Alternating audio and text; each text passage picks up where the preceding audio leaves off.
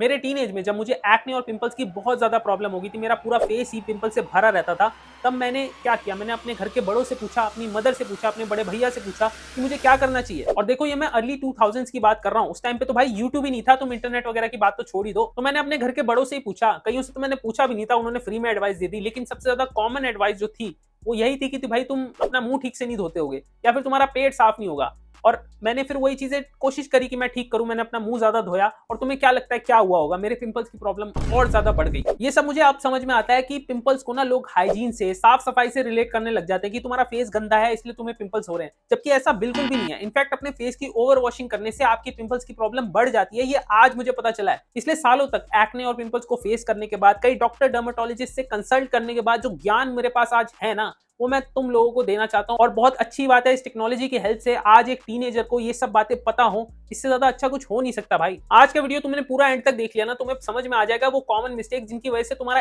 Acne ठीक क्यों नहीं हो पा रहा, तुम जो प्रोडक्ट खरीद रहे हो वो काम क्यों नहीं कर रहे, सब तुम्हें समझ में आ जाएगा। पहली मिस्टेक तो मैं ऑलरेडी बता चुका हूं, अगर फेस को तुम 2-3 बार से ज्यादा धोगे एक दिन के अंदर तो तुम फेस की ओवर वॉशिंग कर रहे हो, फेस पे जो नेचुरल ऑयल्स है ना उन्हें भी हटा रहे हो। और फिर तुम्हारी बॉडी को लगेगा कि तुम्हारी फेस की स्किन बहुत ज्यादा ड्राई हो चुकी है, वो एक्सेस ऑयल वहां पे भेजेगी और एक्सेस ऑयल की वजह से तुम्हारे पिंपल्स की प्रॉब्लम बढ़ जाएगी। और तुम सोचोगे कि भाई तुम्हारा फेस वॉश जो तुमने खरीदा है वो तो पिंपल्स बढ़ा रहा है, जबकि ऐसा कुछ नहीं है। फेस को भाई 2 बार ही धो ना दिन में, इससे ज्यादा धोने की जरूरत नहीं है तुम्हें। दूसरी गलती है शुगर यानी चीनी।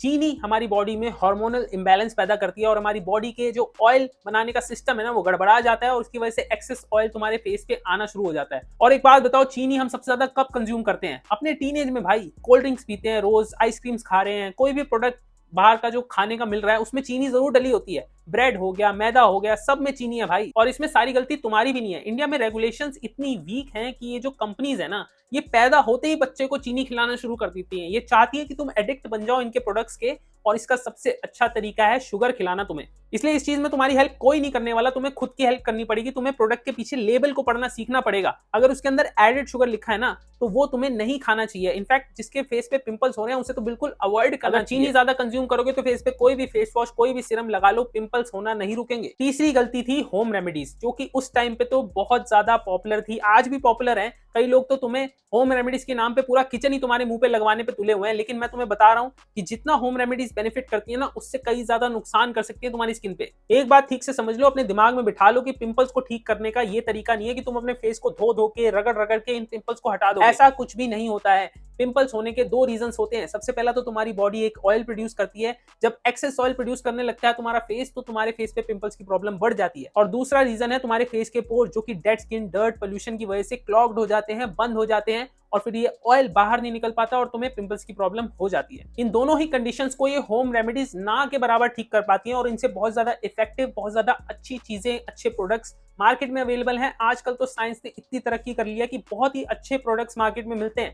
आपको बस पता होना चाहिए कि कौन से इंग्रेडिएंट्स आपको सूट करेंगे, स्पेशली जिनकी ऑयली स्किन है और उनको पिंपल्स की प्रॉब्लम होती है। तो 2 इंग्रेडिएंट्स मैं बताता हूं, पहला है सैलिसिलिक एसिड और दूसरा है नाइसिनामाइड। ये दोनों इंग्रेडिएंट्स ऑयली स्किन वालों के लिए वरदान से कम नहीं है।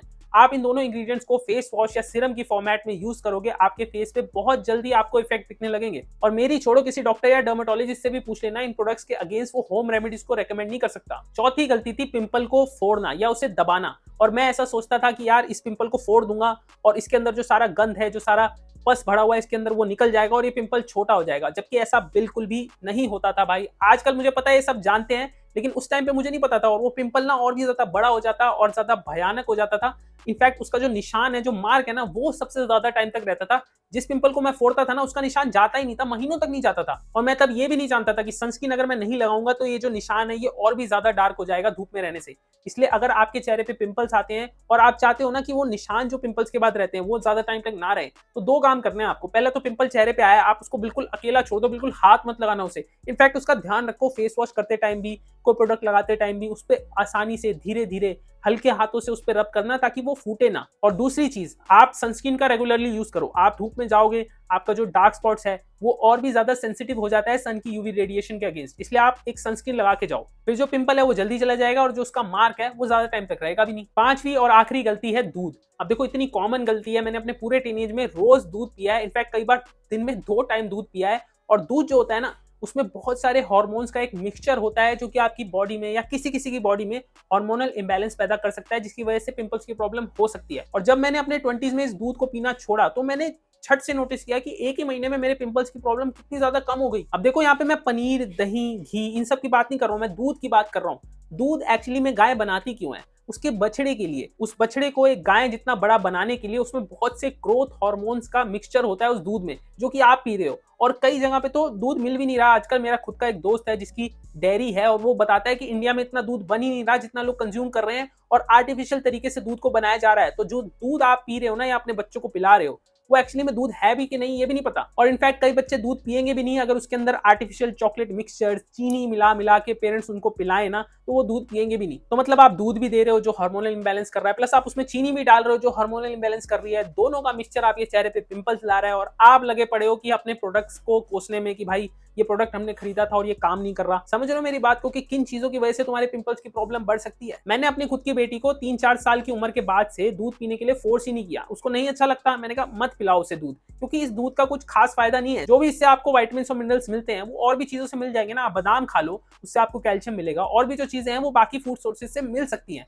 इनफैक्ट आप किसी डॉक्टर या डर्मेटोलॉजिस्ट से भी पूछ लेना, अगर आपको एक्ने की प्रॉब्लम है तो वो बोलते हैं कि आप दूध छोड़ के देखो। मैं भी यही कह रहा हूँ कि अगर आपको एक्ने की प्रॉब्लम है तो आप 1 महीने तक दूध और चीनी छोड़ के देखो। अगर आपको फर्क दिखता है तो इसी की वजह से वो प्रॉब्लम हो रही है और इसको आपको छोड़ के रखना चाहिए। अब ये थी वो कुछ बातें जिनको आपको नहीं करना है अपने एक्ने को कंट्रोल करने के लिए, लेकिन आपको क्या करना है अगर आपको वो जानना है तो आपको ये वीडियो देखना चाहिए। मिलते हैं इस वीडियो में।